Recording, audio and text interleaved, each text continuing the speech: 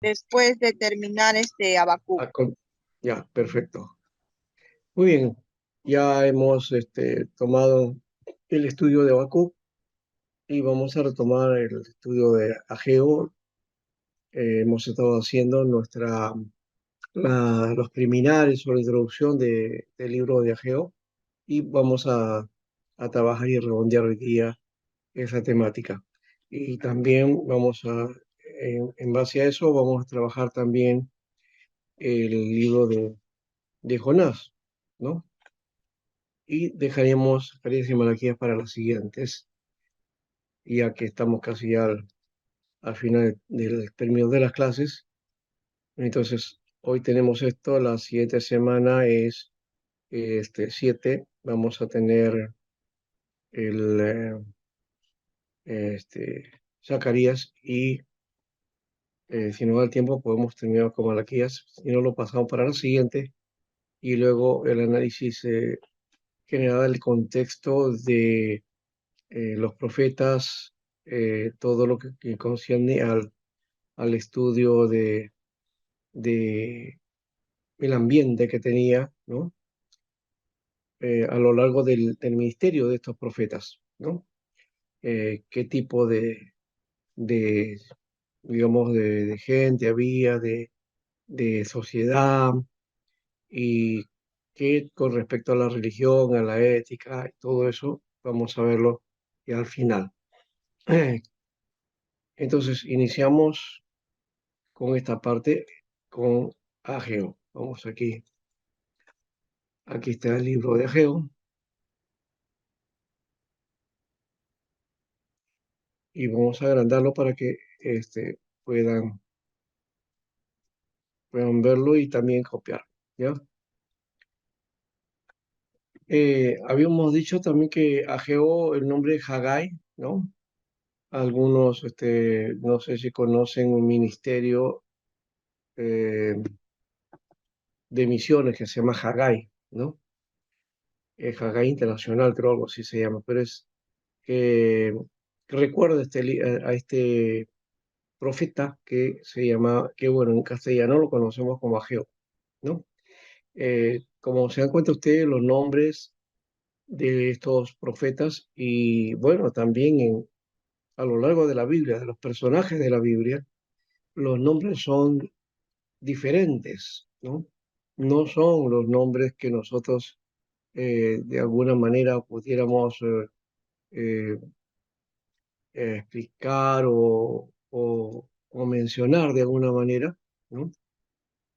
Pensando que, bueno, en castellano, en la forma que está escrito en la Biblia, ese es su nombre. O algunos contextos, algunas situaciones que ocurren, también tenemos que ir a ver al original. Eso creo que es importante de notar, ¿ya? Eh, bueno, Ageo entonces fue uno de los tres profetas que pertenecen al periodo después del regreso de la cautividad, ¿no? De Jerusalén, de toda de todo el reino de Judea, ¿no? O por lo menos de los que fueron para allá, ¿no?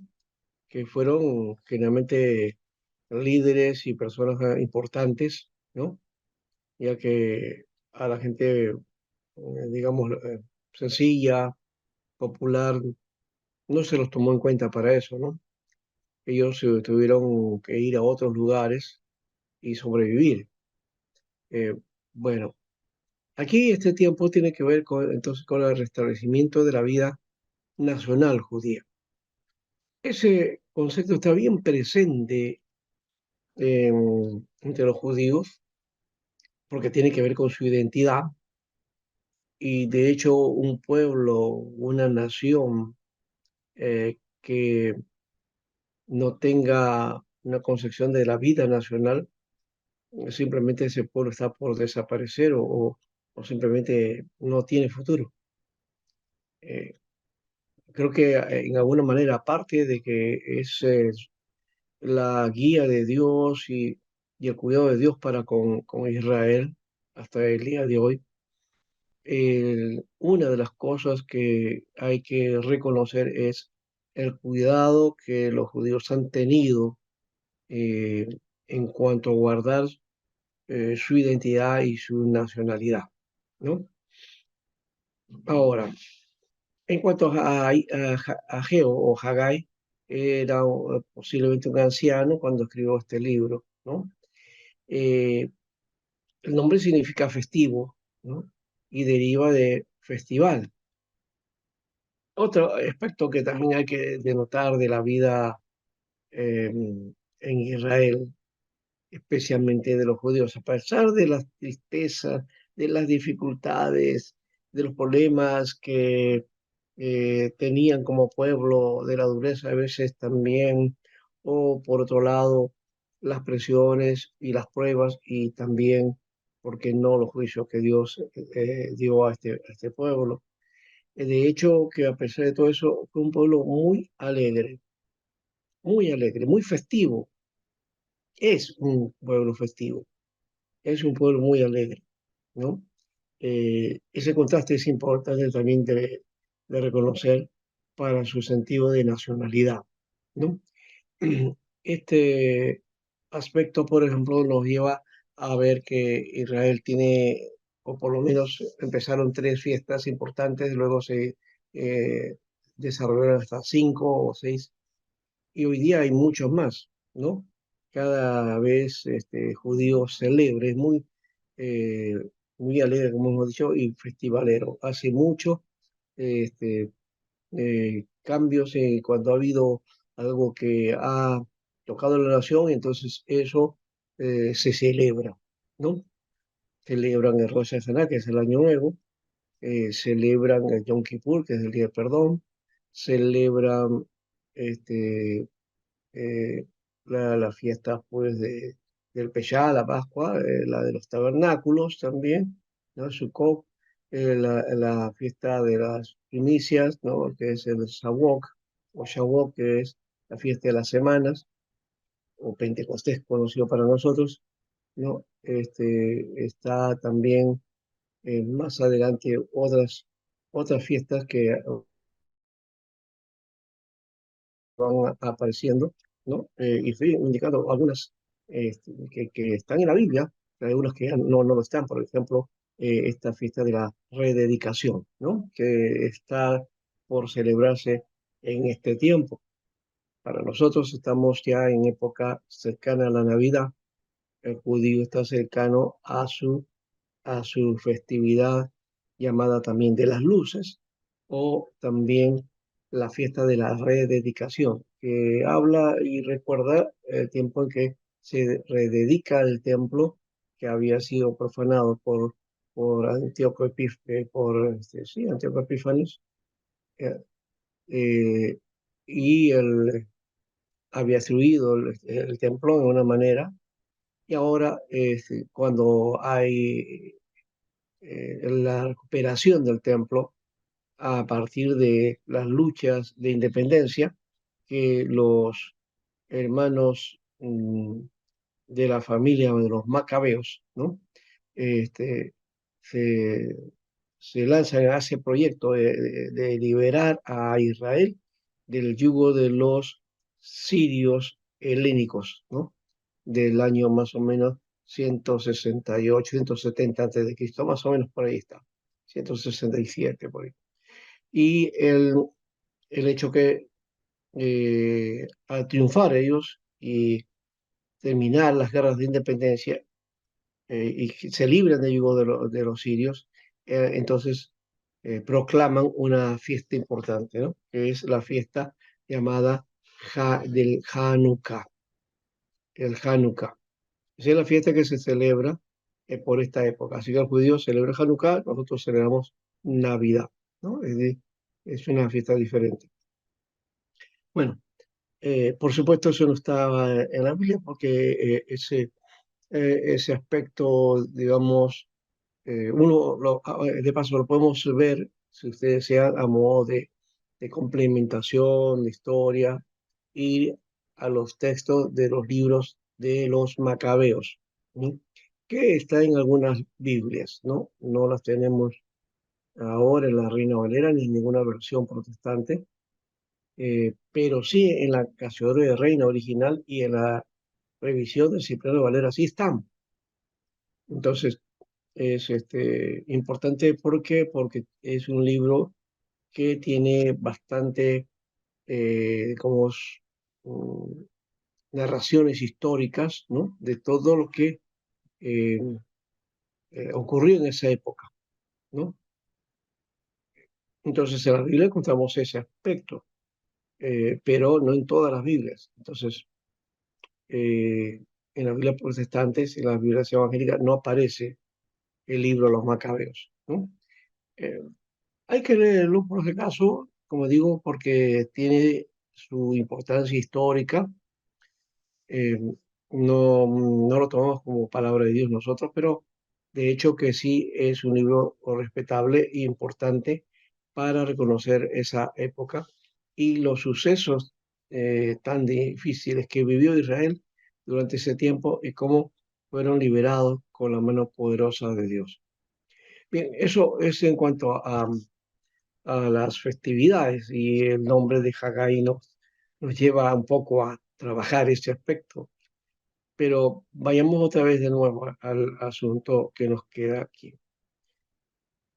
Es posible que el profeta recibiera ese nombre porque nació en alguna festividad importante, ¿no?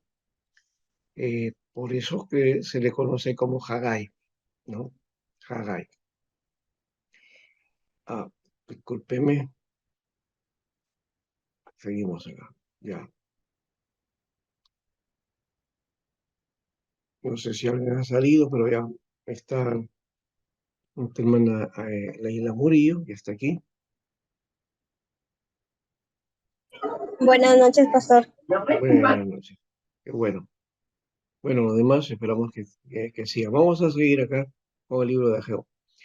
En cuanto a la historia que está alrededor de este libro, un grupo de judíos volvieron bajo la dirección de Zorobabel, ¿no? Y comenzaron a reconstruir el templo, ¿no? Ese fue el proyecto, ¿no? Esta historia está dentro del contexto en que también están Esdras y Nehemías, ¿no? Ese es el detalle de esta etapa, ¿no? Y cada uno, claro, en su momento, pero que el contexto es de la vuelta, el volver a Jerusalén.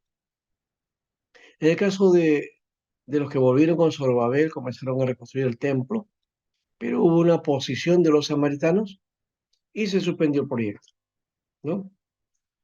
Es decir, se quedó abandonado todo y más bien los judíos se dedicaron a construir sus casas, a ver sus negocios, a ver todas las cosas afines a ellos, ¿no? Y el templo estaba descuidado. De esa manera entonces Dios levanta a Ageo y a Zacarías para alentar la terminación del templo. ¿M? Ese templo, que es el templo segundo, porque el primero fue el de Salomón, ¿m? Y la indicación a Moisés fue para que construyera un tabernáculo. Entonces, y el templo en la época de Salomón, aunque David que estaba con deseo de hacer el templo, de construir un templo, Dios se lo prohíbe y Salomón entonces va a hacer esa tarea, se va a empeñar en esto y realiza pues una obra majestuosa, ¿no? Muy, muy, muy grande, muy bonito. Ese templo fue destruido en el año 586 a.C., ¿no? Y los judíos fueron llevados cautivos a Babilonia, ¿no? Entonces, esa parte de la historia es importante también reconocerla. Eh, Al volver, entonces, eh, la idea era reconstruir el templo. ¿Por qué? Porque el templo significaba y se consideraba la vida espiritual de la nación, ¿no? Y entonces el cuidado del templo era el cuidado y la responsabilidad espiritual del pueblo, ¿no? El estar en funcionamiento. El templo indicaba también vida, ¿no? La vida espiritual y una vida, digamos, fresca, avivada, este, muy, muy, muy especial, ¿no? Sería ese aspecto, porque se vinculaba al templo, todo lo religioso se vinculaba al templo en Jerusalén, ¿no? Recuerden ustedes que se había edificado un templo que era, digamos, una representación del tabernáculo, que Moisés manda, perdón, Dios le manda a Moisés a hacer un tabernáculo, ¿no? Y luego cuando ya viene el sistema de la monarquía, entonces dice, bueno, digo, eso del tabernáculo pues es para el desierto, ¿no? Esa tienda muy, muy bonita, pero estamos en la ciudad, vamos a hacer algo que sea más fijo, ¿no? Y dedicado a Dios. Es por eso que nace la idea de hacer el templo, ¿no? Y lo hace pues Salomón, ¿no? Salomón hace eso. Entonces decíamos 586 es destruido, ¿ya? Y 70 años después eh, vuelven los judíos y los que vienen con Zorobabel van a comenzar a hacer la construcción o reconstrucción del templo, de lo que había quedado, ¿no? Y lastimosamente hubo tal oposición que entonces se suspendió el proyecto, ¿ya? Eh, Aquí intervienen estos profetas. Ageo entonces reprende al pueblo por buscar su propio bienestar sin tener en cuenta el templo. Les dice que consideren sus caminos y edifiquen la casa del Señor. Y les recuerda su desobediencia. Los alienta porque el Señor vendrá a su templo y salvará a los escogidos. Ujú.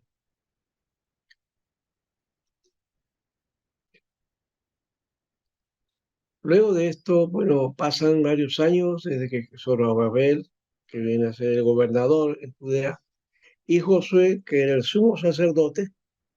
Este Josué, por si acaso, es otro Josué, no es el Josué de la época de Moisés, ¿no? Han pasado mucho tiempo ya, ¿no? Están casi de diferencia en cuanto a años, casi 1000 años de diferencia, ¿no? El Josué que reemplaza a Moisés para que las tribus tomen la tierra de Canaán era el Josué libertador. Este Josué era sumo sacerdote. Este Josué de la época de Ageo es entonces un sumo sacerdote. Estos fueron los líderes del primer retorno, como he dicho ya, porque han habido varios retornos, el retorno también de Esdras y el caso de Nehemías.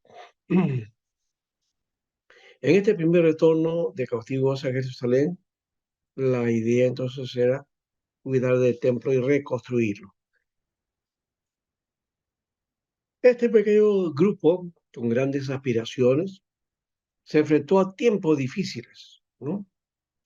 Y, y la verdad el libro habla mucho acerca de eso, y también la historia eh, de, de Esdras y de Ageo. Están ahí mostrada toda la situación de aquella época. Ahora, este, se ha permitido que la oposición y los escasos recursos desanimen hasta el punto de abandonar la obra luego de haber completado solo los cimientos del templo. Hasta ahí no había llegado. Pero tal fue el desánimo que les inculcaron o lo metieron a la gente, que pues triunfó esa oposición, digamos, de los samaritanos, ¿no? Y aquí también hay un interés de algún modo, porque los samaritanos también habían perdido su templo, su lugar de adoración. Ya lo habían perdido hace tiempo, casi del 722 antes de Cristo, ¿no? Por ahí, cuando Asiria invade sus territorios, entonces van a destruir el lugar santo más alto que tenían, que era en el monte, ¿no? Un monte. Y, por supuesto, ese templo para los samaritanos era importante, era lo principal. Al no tener templo, porque llegaron sin nada. Y ellos se alegraban que los judíos tampoco tuvieran templo. Y no querían que volvieran a tener templo, ¿no? Ese lío del templo y la adoración, de paso, llega hasta el mismo Jesús en su momento. Una mujer samaritana, ¿no? Que era una mujer digamos, que vendía su cuerpo, ¿no? Y tenía una vida disipada, había tenido varios esposos y con el que estaba, pues no era su esposo, según el Señor, ¿no? Ella le pregunta al Señor, nuestros padres nos enseñaron que en este monte hay que adorar a Dios, pero ustedes dicen que hay que hacerlo allá en Jerusalén. Entonces ella le pregunta, eh, ¿cuál es la verdadera adoración? ¿En dónde? ¿En qué lugar debemos hacer la adoración? ¿Cuál es el verdadero? ¿O este de aquí, en Siquén, o este de acá, en Jerusalén? ¿Y qué pasa? Que Jesús le dijo que llegará el momento en que los verdaderos adoradores adorarán en espíritu y en verdad, y eso es lo que Dios quiere, ¿no? O sea, no le dice simplemente a esta mujer que el lugar no importa, el lugar no importa, el local no importa, la organización, la denominación no importa, desde esa perspectiva, ¿eh? Porque tiene otros lugares también, otros aspectos que ordenar. Pero en fin, ahí estamos nosotros viendo este detalle que corresponde entonces a, a esta historia que estamos encajando para darle otro sentido, o el sentido verdadero del asunto, ¿no? Y, y acerca de la adoración, de hecho que el templo significaba adoración, ¿no? Era para la oración y para la adoración, y para los sacrificios que en medio de todo eso también, ¿no? Entonces Jesús plantea eso, pero volviendo a Geo, eh, es importante que tomemos en cuenta esto. Este grupo permitió, este pequeño grupo que está con grandes aspiraciones, ha aprendido que la posición y los escasos recursos los desaniman hasta el punto de abandonar la obra y haber completado solo los cimientos de Jesús. Eh, Eran tiempos difíciles. La oposición entonces examina la falta de recursos y abandona la obra, ¿ya? Luego de haber completado solo los cimientos. La decide los judíos cuanto al templo, se hace peor por su preocupación y espero en la construcción de sus propios hogares, ¿no? Así que en este caso, el Espíritu del Señor desciende sobre el profeta Ageo y lo mueve a animar al pueblo a continuar construyendo el templo, ¿no? Esta historia de la construcción del templo y la dedicación de un lugar de adoración importante para esa época, porque las otras naciones también tenían sus lugares de adoración, especialmente eran lugares altos, ¿no? Esto nos hace recordar que también en Judea, en Jerusalén, específicamente, el templo estaba en una explanada, en lo más alto de la ciudad, estaba en un promontorio, en un cerro, ese cerro que se conoce como el monte Sinaí, en el Sinaí, ¿no? Eh, el Espíritu Santo desciende sobre el profeta y lo mueve a animar y construir el templo.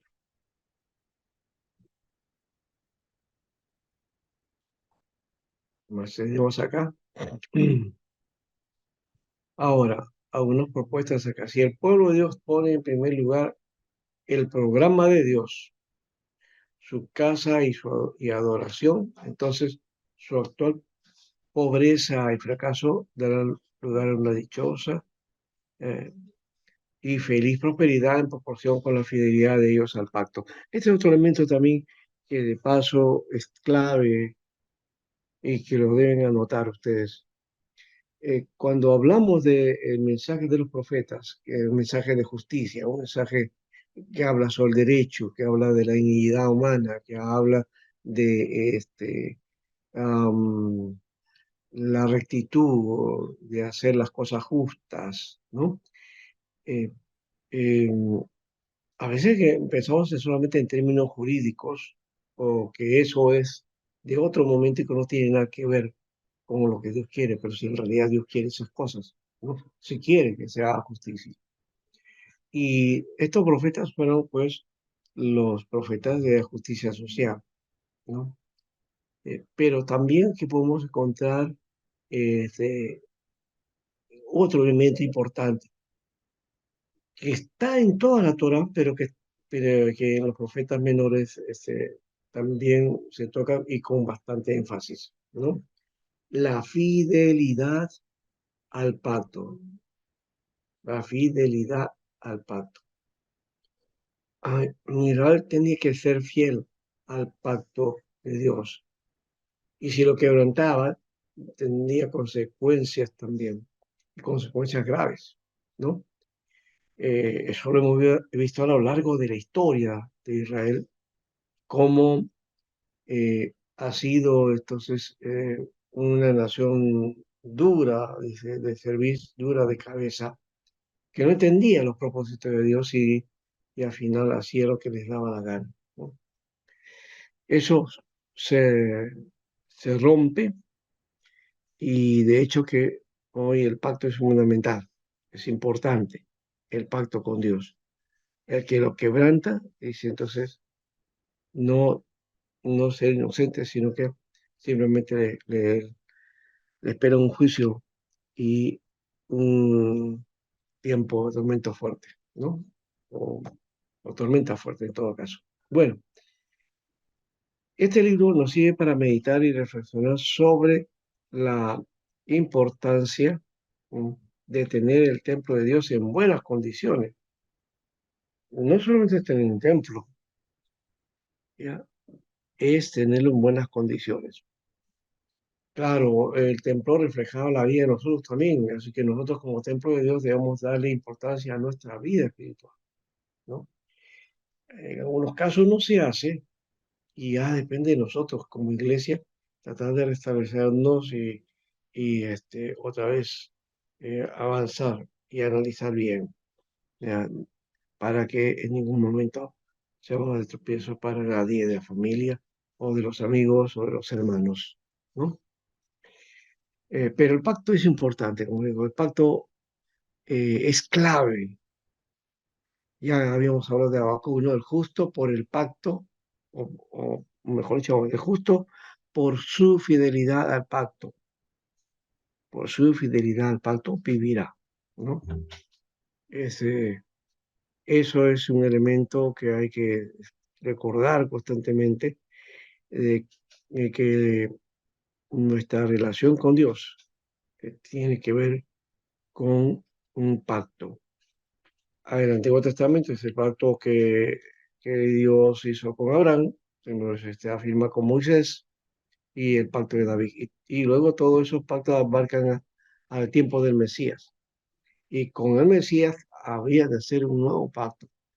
Y eso lo establece Jesús en la última cena, ¿no? Ahí encontramos a Jesús haciendo estas tareas. Bien, pero entonces el pacto es importante, sí, el pacto es necesario. Y eso nos hace guardar y ser responsables de las cosas que Dios nos pone en depósito, es decir, en nuestras manos. Y podemos administrar regentar todas las cosas que tengamos a nuestro alcance, de acuerdo al propósito de Dios, y cumplir sus metas y sus propios deseos. Hacer las cosas para Dios, la adoración a Dios. Dios quiere que su pueblo vuelva a él, ¿no? Y una de las condiciones de volver al pueblo es el cuidado del pacto, la fidelidad al pacto. ¿Ya? El pacto es fundamental de alguna manera. Por eso el judío remarca los 613 mandamientos y una serie de cosas también que no hacemos nosotros los gentiles, ¿no? Entonces, el pacto es necesario, en todo caso, ¿no? Ese es un elemento que marca, ¿no? Es el convenio para con Dios. Ahora, eso del pacto, mm, recuerdo también algo que encontré dentro de la iglesia presbiteriana. Uno es el señorío de Cristo, ¿no? Pero también el otro tiene que ver con este, el hecho del pacto que Jesús hizo con nosotros a través de su sangre y que es recordado en la Santa Cena, ¿no? O llamado también Eucaristía, acción de gracia.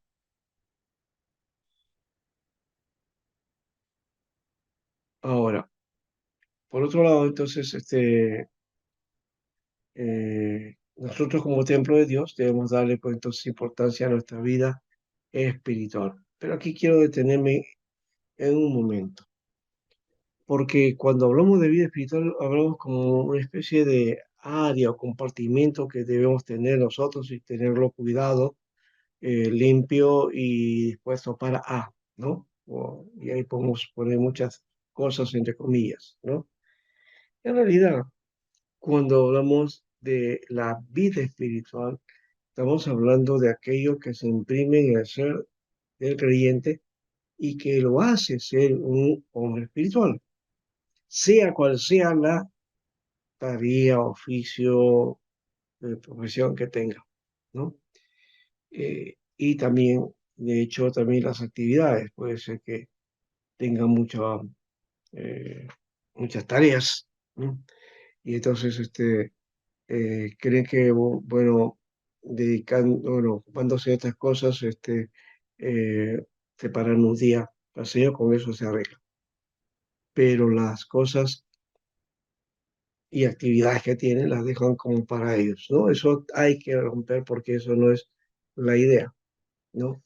No es que a Dios le damos algunas cosas que parece que son buenas, pero que no reflejan lo que es la vida total, ¿no? Que de toda la vida. Y de eso se trata el asunto de la vida de ser templo de Dios.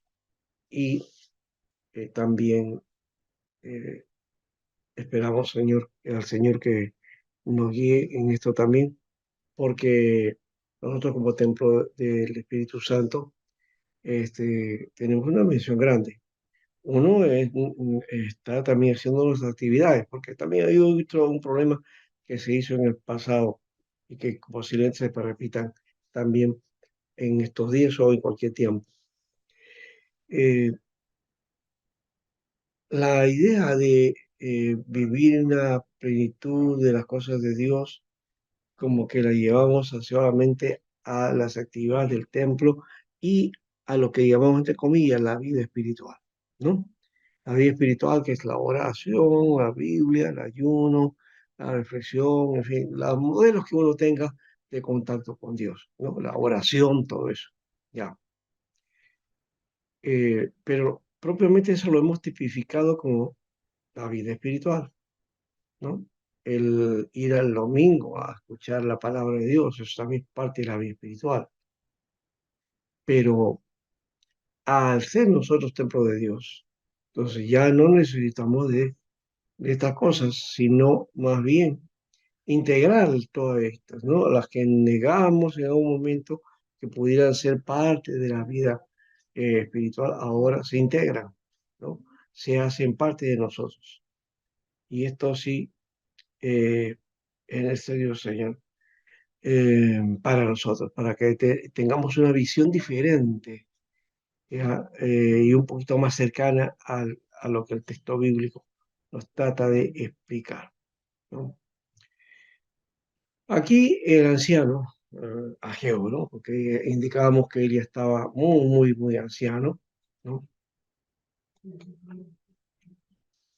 Y estábamos hablando de este anciano que exhorta al pueblo a tener entusiasmo y que se dediquen a la obra de reconstrucción del templo. ¿Por qué lo dice?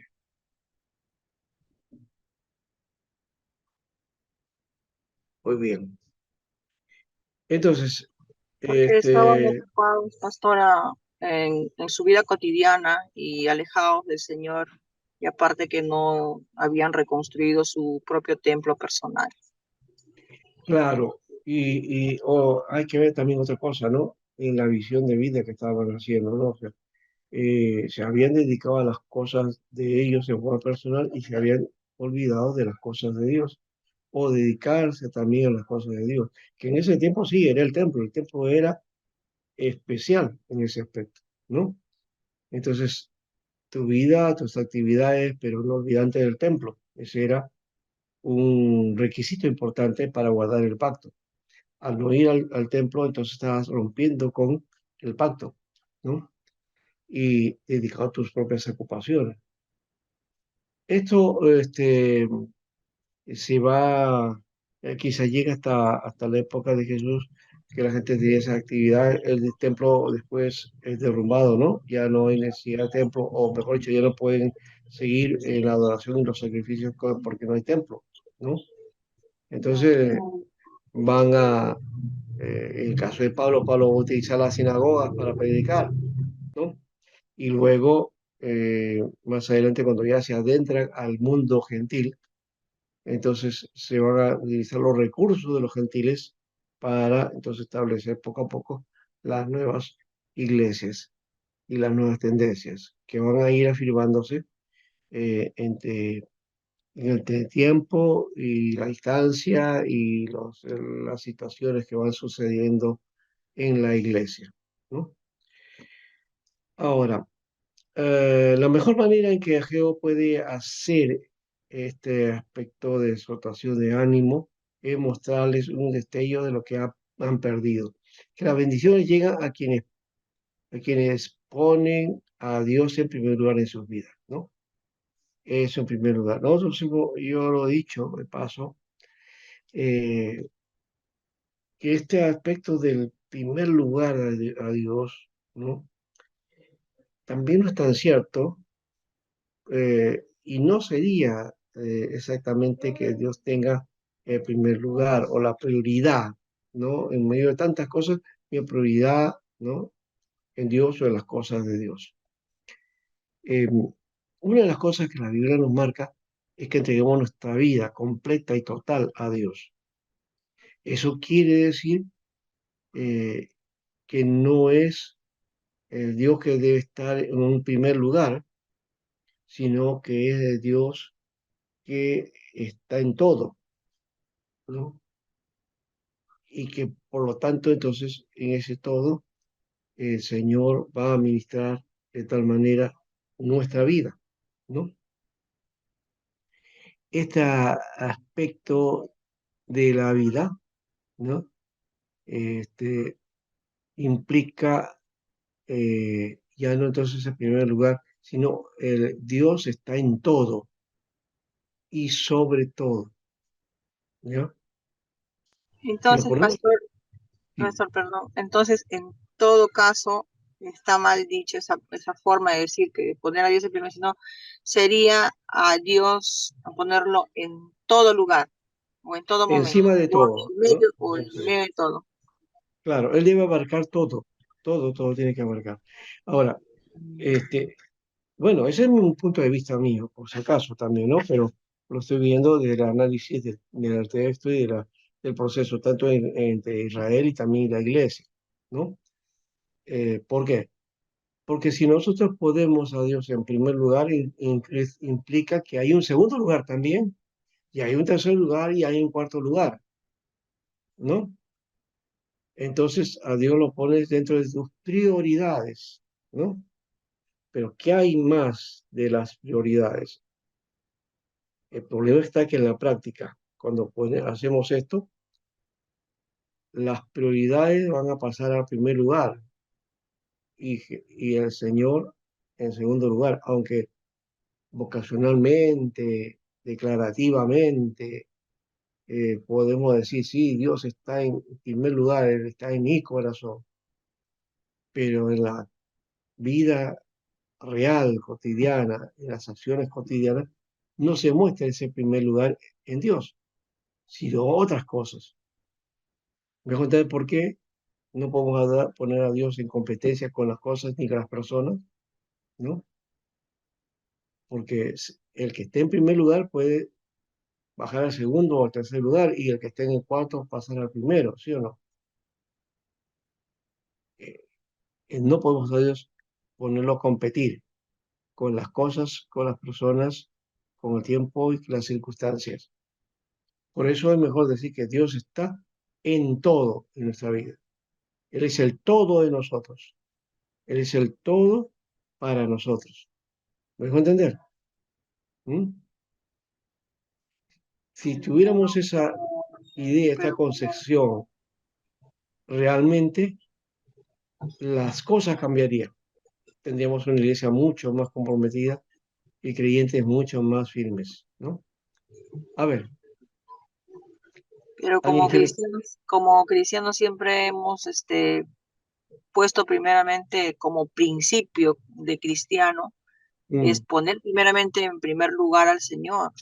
claro. Entonces, eso lo llevamos como principio. Entonces, ahora, si decimos que no está mal dicho también, ¿no? Mm, Si ponemos al Señor en todo lugar, también está bien dicho. ujú. Eso sería también es como ponerle en primer lugar al Señor, ¿no? Es En alguna prácticamente, manera, pero lo claro. pones por encima de todas las prioridades y lo estableces como el principio para la vida, ¿no? Ujú. Y si lo haces así, entonces ya no habría necesidad de ponerlo en primer lugar, ¿te cuenta? Más bien pones a la familia, las prioridades, entonces haría la familia, el esposo, la esposa o los hijos, ¿no? El trabajo, el estudio y todo lo demás que viene después, ¿no? Y ahí ya le puedes poner el orden que creas conveniente dentro de esas prioridades, ¿no? Pero Dios está por encima de todo eso, ¿no? Ya. La idea que tenía es eso, es que no lo puedo poner a Dios en competencia de las cosas o lo que tenemos, ¿no? Entonces, Dios en primer lugar, pero en segundo lugar están otras cosas, ¿no? Tercero también, en cuarto lugar también. Pero en esa competencia y ese ir y venir, ¿ah? Ocurre que en la práctica, ¿ya? Dios se queda relegado. Aunque decimos declarativamente, sí, Él es el que tiene el primer lugar en mi vida, pero a la hora de las preocupaciones, pruebas y situaciones, entonces como que Dios pues no figura, ¿no? ¿No? Y figura más mi preocupación por las cosas. A eso me refiero en cuanto a que es muy débil este aspecto del primer lugar, ¿no? Eh, ahora, como principio, es bueno, lo he dicho ahí, es bueno, siempre y cuando, ojo, a Dios no le quitemos de ese lugar. ¿Bien? Pero vuelvo a repetir, los quehaceres de la vida, las situaciones, ¿no? Pruebas y las vicisitudes que pasamos, las dificultades que pasamos, generalmente siempre nos hace dejar de lado a Dios. Y ese primer lugar que debería ser para Él, no siempre está funcionando como primer lugar. ¿Mm? No sé si ustedes han visto eso, en realidad, en la vida práctica, en la acción práctica. Sí, ¿Mm? uno de los ejemplos, pastor, por ejemplo, ¿no? Cuando caemos en alguna enfermedad o en una dificultad, más Ya, que nada en la enfermedad, ¿no? Lo primero que hacemos es correr directo a la farmacia, ¿no? Pero cómprate esta pastilla, tal, tal, tal, tal. O sea, y a veces, por impulso, ¿no? De la preocupación o más que nada de la circunstancia, dejamos de lado a Dios, incluso ni siquiera oramos, nos vamos corriendo a la farmacia. O lo primero, ya lista, te vamos al médico, ¿no? Y eso pasa muchas veces, y a veces lo decimos de palabra nomás, hay que poner primeramente a Dios en primer lugar. Y nos pasa, claro, pastor.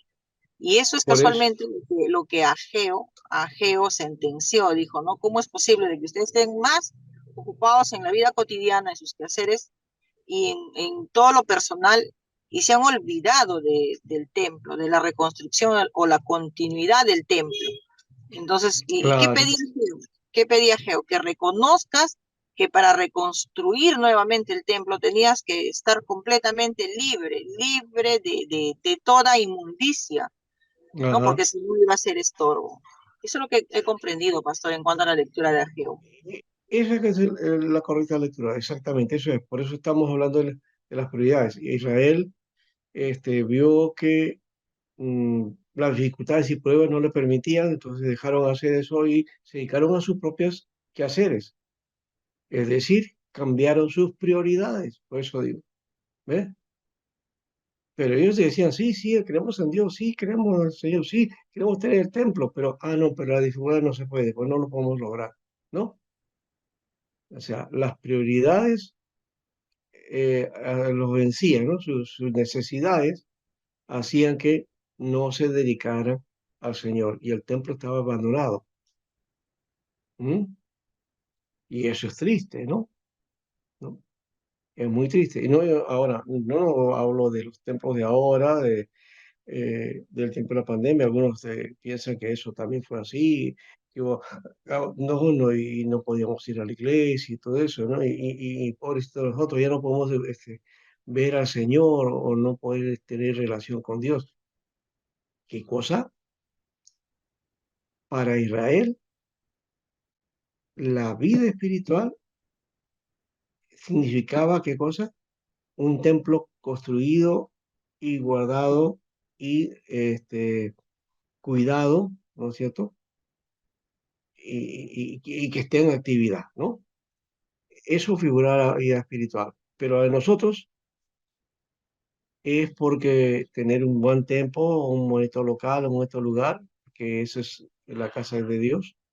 No, la casa de Dios era la de Jerusalén. Ahora, le digo yo, ¿dónde está la casa de Dios ahora? Porque ya no hay templo en Jerusalén. ¿Dónde está la casa del Señor? Algunos me dirán, no, está en San Borja.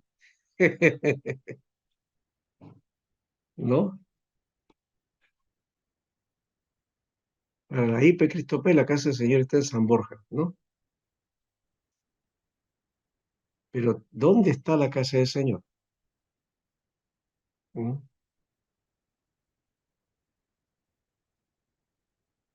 A ver, respondan por ahí. ¿Qué dicen ustedes? Seguramente lo he escuchado ahí de. Ah, ya, y ahora dejo para Sí, otros. ya se fue ¿cómo se llama esta hermana? Lila, Leila. Seguramente por el cuestión del video. Bueno, a ver, los demás también participen ya, pero bueno, ahí sigue. En nosotros, pastor, Sí, claro, todos tienen que participar. Ah, ya. Tú, ¿quién fue que dijo eso? ¿Henry? sí, que somos templos, no dice del Espíritu. Exactamente. Nosotros somos el templo del Señor. Entonces, eh, hay que cuidar el templo de Dios, ¿no? ¿Verdad? ¿De qué manera cuidamos el templo de Dios hoy día? ¿Cómo reconstruir el templo de Dios? ¿Cómo establecer y que permanezca ese templo o el lugar de adoración, ¿no? ¿No? Eh, Pablo hablaba mucho, Descontaminado, pastor, descontaminado nuestra vida espiritual. exacto, ¿no? Y habla acerca entonces de la guía del Espíritu, ¿no? Del crecimiento en el Señor, de desarrollarnos a la estatura del varón perfecto que es Jesucristo, tomar en cuenta el desprendimiento, ¿no? Ya no vivo yo, mas Cristo vive en mí, ¿no? Este, bueno, todo aquello que corresponda a que en nuestra vida Dios intervenga de tal manera y Él es el que la guíe, ¿no? Entonces, el templo de Dios somos nosotros, ¿no? Somos nosotros. Pero para Israel era el templo de Jerusalén, ¿ya? Muy Pastor, bien. Sí, César. no soy Pablo, pastor. Ah, Pablo, ya. Ya, ya. El libro de Ageo estaba analizando, Mm, normalmente se basa mayormente en la reconstrucción del templo, ¿no? Pero como usted ujú, dice, en nuestra época, en nuestra actualidad, nosotros somos el templo del Espíritu Santo, ¿no? Somos el ujú. templo y tenemos que cuidarlo, ¿no? Y también fortalecerlo, ¿no, pastor? Claro. Es nuestra vida la que tiene que ser cuidada y elaborada y construida, ¿no? Por el Espíritu Santo y nosotros tenemos que estar ahí atentos a esa obra o a ese obrar que Dios quiere realizar en nuestra vida. Ahora, eso no quita que, digamos, nuestros locales que utilizamos como templo o iglesia, no estén cuidados. Sí, hay necesidad de cuidarlos, pero a veces se cuida mucho más eso y se cuida el culto, pero no se cuida la vida de nosotros, ¿no? ¿No? Pastor, pero lo Sí, que usted dice es cierto, ¿no? Muchas veces, ¿no? Cuidamos más el culto o cuidamos más, ¿no? Las alabanzas, endioseamos a las alabanzas, ¿no? Pero sí, muchas veces descuidamos, ¿no? Que pues, realmente eso también es parte, ¿no? Como usted dice, hay que cuidar, ¿no? La casa del Señor, pero no hay que darle tanta importancia, ¿no? O sea, ponemos eso más importante que Dios, inclusive, ¿no, pastor? claro, se llega al punto de hasta de endiosar, como usted está diciendo, o idolatrar a esas cosas, ¿no? ¿No? Sí. ¿No? La idolatría de la alabanza, por ejemplo, la idolatría de, del culto, la idolatría em, de, digamos, de tener el mejor templo, ¿no? De enorgullecernos por tener eso, o por tener la mejor iglesia, o la más grande iglesia, ¿no? En fin, todo eso, y lo hacemos diciendo todavía que es para el Señor, ¿no? Interesante ese detalle. Bueno, puede ser que lo hagamos de esa manera, porque si lo hace para el Señor está bien, y si no lo hace para el Señor, pues el Señor también este, llama la atención, ¿no? Lo que hay en nuestro corazón vamos a rendir a Dios, ¿no? No podemos dar aquello que no tenemos, ¿verdad? Entonces, si Dios está gobernando nuestra vida, habrá entonces actitudes no correspondientes a ese gobierno de Dios en nosotros. Si no lo dejamos gobernar a Él, entonces también se va a manifestar en nuestra vida actos que van a ser contrarios al propósito de Dios. ¿Mm? Pastor. Pero, pero Israel entonces es ejemplo de eso. Judá muestra eso en la figura de su templo y de la vida nacional, ¿no? Sí, adelante, Pablo. Pastor, yo, César. Ah, César, ahora sí, ya. Ahora soy yo. Pastor, es interesante, Pastor, el tema, ¿no? Que es lo que Ageo de verdad habla tanto de la exhortación, cómo edificar el templo, ¿no? Pero Ujú, también es interesante, Pastor, digamos, como si nosotros somos el templo de Dios. Ahora, el punto, Pastor, como usted dice, ¿qué es el templo, digamos? ¿Qué templo somos nosotros? Si el Señor manda un templo, digamos, de, de edificarnos, ¿sí? De edificar el templo con las leyes de Dios, con la doctrina de Dios, entonces a nosotros, ¿cómo quedamos? O sea, que le quiero decir es que si nosotros miramos a Dios y Dios nos dice que ustedes son el templo, tanto, y a través de nosotros está el Espíritu Santo, ¿cómo debemos comportarnos? ¿Cómo debemos edificarnos? Dar testimonio, digamos, ¿cierto? Porque acá, en ajá, verdad, lo que dice acá Geo, dice, así ha hablado Jehová de los ejércitos, diciendo, este pueblo dice, no ha llegado a un tiempo, en el tiempo de que la casa de Jehová sea reedificada, dice el pastor. Pero hay ujú, momentos que el templo no se reedifica porque a veces el hombre hace a su parecer y no cumple la doctrina de Dios. Entonces, ujú, esto se ve, pastor, que, o sea, ¿qué estamos dando? ¿Estamos viendo bíblicamente o estamos dando, a veces pensamos humanamente, ¿cierto? Entonces, para mí ujú. el tema es que si yo soy el templo de Dios, entonces yo tengo que tener la mentalidad del corazón de Cristo y ponerme, digamos, como Dios quiere, no como yo quiero. O sea, para eso tengo que guardar mi testimonio o dar testimonio como cristiano, como hijo de Dios que soy. No sé si estoy mal. Ya. No, está bien eso. Eh, y, y la, Y la pregunta aquí es interesante porque cuando cuando está Ageo, ¿no? Hablando acerca de esto, ¿no? Y dice que vino palabra del Señor, ¿ya? Y fue una palabra a Zorobabel, ¿no? Ah, A Zorobabel, Zorobabel, claro. ¿no? Entonces la exhortación fue a Zorobabel, ¿no? Y a Josué, a los dos. Ellos podían ser ese tizón encendido, ¿no? Por si acaso, que tanto a veces se pone ahí en cuanto a misterios eh, de estos testigos, podían ser estos también. Pero acá dice que así ha hablado Jehová de los ejércitos diciendo, este pueblo dice, mira acá, el pueblo dice, no ha llegado aún el tiempo que la casa de Jehová sea reedificada. ¿No?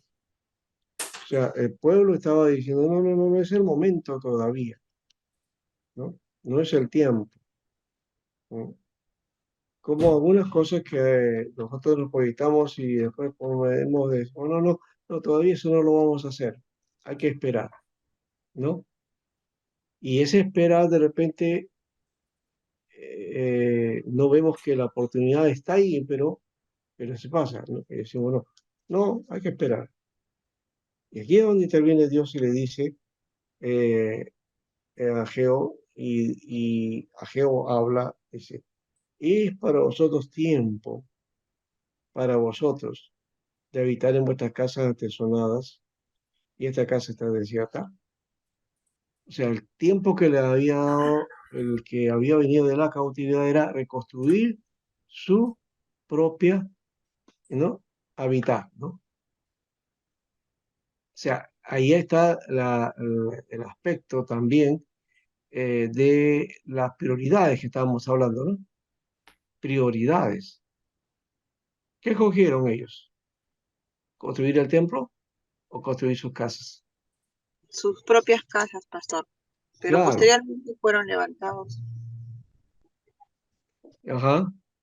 La preocupación fue su casa. No, ¿por qué? Porque había que construir también la ciudad. Y tienen razón, en parte. Tenían razón de que tenía que empezar a construir, a hacer todo lo que era una reconstrucción, la reconstrucción nacional. No solamente el templo, sino también las casas, ¿no? Pero, Pastor, pero el templo era fundamental, ¿no?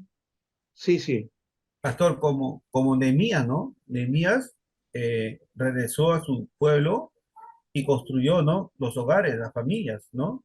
Y ajá, ahí creo que vino ya el templo del Señor, ¿cierto? sí, sí, sí. Es que había muchas cosas que hacer, reconstruir la vida, la familia, reconstruir la ciudad, reconstruir los negocios, el trabajo, organizar la ciudad, Todo eso. ordenarnos, todos los detalles que corresponden. Eso era un trabajo tremendo, grande, ¿no? ¿Sí, pues? ¿Ya? Pero en medio de eso, o sea, para que se forje la vida nacional estaba el templo, ¿no? Como centro.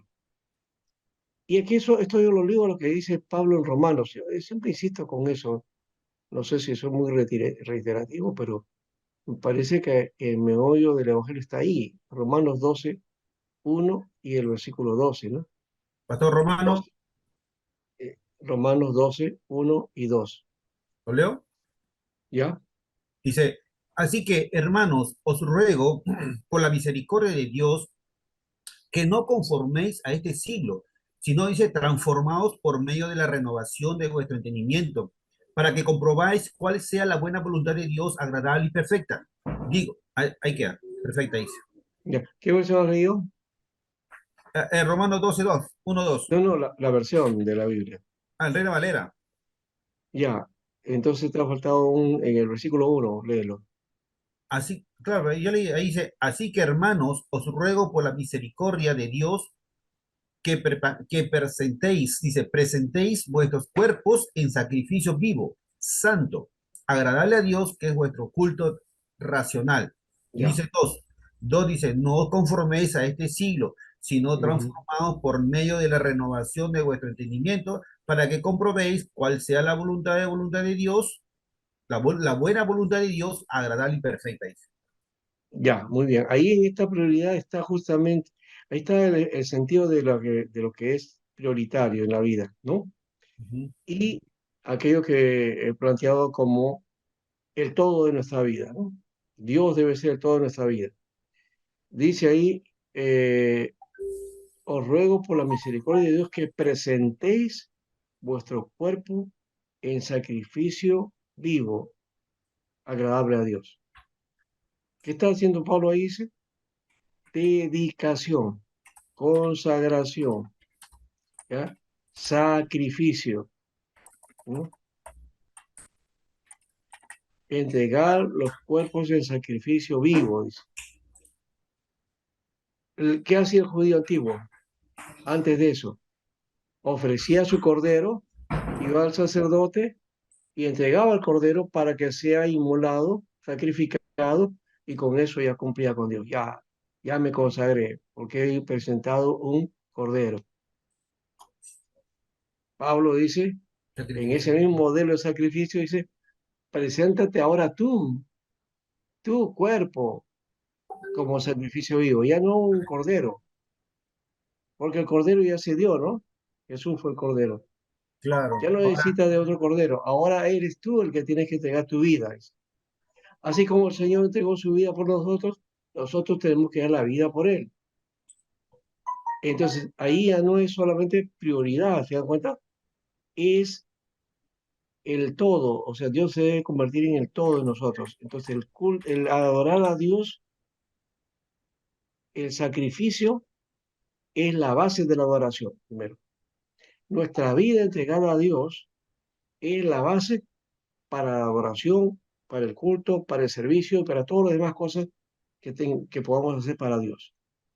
No puede haber un verdadero servicio y una verdadera adoración si no está nuestra vida haciendo el culto para Dios, es decir, haciendo que nuestra vida sea un culto.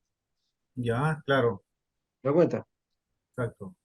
Cuando el culto de vida, o sea, nuestra entrega, nuestra vida esté en las manos de Dios, entonces el culto en la iglesia, el servicio, se hace mucho más, eh, tiene, toma mayor fuerza, toma mayor sentido, entra dentro de esos aspectos de la lógica espiritual de Dios. ¿Te das cuenta? Entonces ya no es mi preocupación por ir al culto, sino que es mi preocupación es para estar bien en relación con Dios y luego entonces como complemento de eso me dedico a Dios, voy al culto, al servicio y también pues sirvo al Señor, ¿no? Porque el servicio tiene que ver con adoración también, ¿no? Eso creo que es importante de notarlo aquí, ¿no? Y Ageo está tratando de darnos ese ejemplo con el asunto de la construcción del templo. ¿Qué onda? Entonces la construcción del templo viene a ser también, en el paralelo a nosotros, es la construcción de nuestra vida en el Señor. Por lo menos esto es lo que me muestra Ageo, ¿no? Más allá de que proféticamente pueda ser cierto el asunto de si va al templo, si hay que construir el templo de Jerusalén, que ahora hay todo un programa, un proyecto para construir un templo en Jerusalén, ¿no? Que como ya dije, en el aspecto bíblico y teológico, ya no tiene sentido tener un templo ahí, ¿ya? Porque hacer sacrificio, ¿para qué? Porque el templo era para eso, ¿ah? El templo de Jerusalén era para sacrificios y para la oración, ¿ya? Nada más. El templo de Jerusalén nunca fue para congregarse. El templo de Jerusalén no habían cultos, no habían servicios, ¿ya? No habían asientos para sentarse ahí, esperar y que un rabino, ni siquiera habían rabinos ahí, estaban los sacerdotes. Y el sacerdote no predicaba, el sacerdote no tocaba el texto bíblico o los rollos, no. Los sacerdotes se dedicaban a sacrificar corderos, macho cabríos y todos los animales que se presentaban que estaban estipulados en la ley para hacer los sacrificios. ¿Mm? Esa era su dedicación. Y el templo era exclusivamente para eso. para sacrificar estos animales para la oración y para la adoración, ¿ya? Y para dar los diezmos también, las ofrendas, que era para el templo de ese modelo en Jerusalén, ¿ya? Que de paso el templo era como un impuesto, ¿no? Que se tenía que dar para el templo, para las necesidades del templo. Pastor, incluso, entonces, cuando daban, digamos, el culto, o sea, claro, que se nota que el Señor y sus apóstoles daban, digamos, en las montañas, en el campo, ¿no? Sí, sí, sí. Claro, Jesús utilizaba eso, pero también iba a la sinagoga, ¿no? La sinagoga, claro. La sinagoga era el centro para el día, para pasar el Shabbat, ¿no?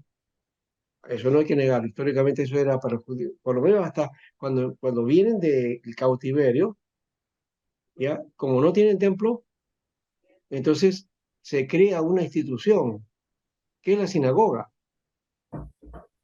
¿ya? Y la sinagoga va a tener, y no va a reemplazar templo, la sinagoga va a tener una novedad, ¿no? De guardar y hacer el estudio de la Torá y también las oraciones, de hecho, ¿no? Pero ahí es donde venían los cantos, ahí se hacían los signos, ahí aparece un servicio, ¿ya? Y ¿qué pasa? Que el cristianismo va a hacer sus cultos, sus servicios, bajo el modelo de la sinagoga, ¿ya? Entonces, en los cultos que nosotros tenemos tiene ese modelo, es parte del modelo sinagogal, ¿ya? No se podía eh, copiar el modelo del templo porque ya hemos dicho, el templo tenía otra connotación, otras tareas, ya, otras actividades diferentes a las que hacía la sinagoga, y la de la sinagoga pegaba mucho mejor para las labores del culto de servicio en la iglesia cristiana, ¿no? Y lo único que va a pasar es que el servicio ya no va a ser el Shabbat, o sea, el día de reposo, sino va a ser el primer día de la semana, ¿no? Ese es el cambio que se da, ¿no? Entonces, eso es lo único que queda, ¿ya? Y paso, como hemos dicho, al templo no iban los domingos o el Shabbat, no iban al Shabbat al templo. Al templo se iba los días festivos, en las fiestas, el Peshá, el Sukkot, el Shavuot, ¿no? El Gran Shabbatón, luego el Yom Kippur, ¿no? El Hanukkah también, ¿no? Todo eso son las fiestas que hoy están vigentes y a esas fiestas se van al templo, ¿no? Como parte de los requisitos, ¿no? De adorar al Señor, pues se van al templo, no, ya hemos dicho, no para tener un servicio, porque se malinterpreta y se malestudia el texto ese de Salmo 133, ¿no? ¿No? El Salmo 133 dice, yo me alegré con los que me decían, a la casa del Señor iremos. Y nosotros lo leemos en sentido cultural, ¿no? Para hacer culto a Dios. ¿Para qué iba? ¿Por qué se alegraban? Porque estaban en fiesta, pues, ¿no? Y en esas fiestas tenía que ir al culto, no al culto, sino al templo para dar sacrificios a Dios, para entregar sacrificios a Dios, para dar los diezmos a Dios, el diezmo se daba una vez al año, ¿no? O en todo caso, se daba eh, este, como, digamos, las primicias, ¿no? Los inicios, el diezmo de todo lo que se sembraba, se daba la cosecha, ¿no es cierto? Eso es lo que se daba como diezmo. Ya, después ya lo cambiaron para dinero, pero eso fue así, ¿no? Hoy día, por ejemplo, el judío no da diezmo, no da diezmo, simplemente no da diezmo, ¿por qué? Porque no hay templo, pues. ¿No? Algunos posiblemente han pensado que el judío da diezmo en la sinagoga y, y no se da. No dan diezmo en la sinagoga. No lo dan. Y ellos lo que hacen más bien es que el diezmo lo han derivado porque sí, de todas maneras, el diezmo sale, ¿no? Lo dan para aspectos sociales, ¿no? Para el cuidado de ancianos, para el cuidado de huérfanos, para educación, por ejemplo, para la educación, ¿no? Y para aspectos benéficos también, ¿no? Para eso lo hacen, ¿ya? ¿Y cómo entonces mantiene la sinagoga? Ah, ya, entonces es otra cosa, porque hay otros compromisos que tienen con la sinagoga y cumplen con ella, ¿no? Eh, pero no es diezmo eso, no es el diezmo, porque como digo, el diezmo es para el templo, y templo no existe, ¿no? No hay. Pero sigamos ahora, bueno, vamos a detenernos aquí, ¿les parece? Vamos a un descanso y volvemos para trabajar la otra parte de Ageo, ¿ya? Sí, pasó, por favor, sí, sí, está bien, está bien, para yo también puedo hacer mi cosita porque acabo de llegar recién y quiero una lavada todo. Ya, unos 15 minutos, ¿ya? Ya pasó, 15 minutos, ok, Ya, ok, Listo, hablamos. pastor. ya.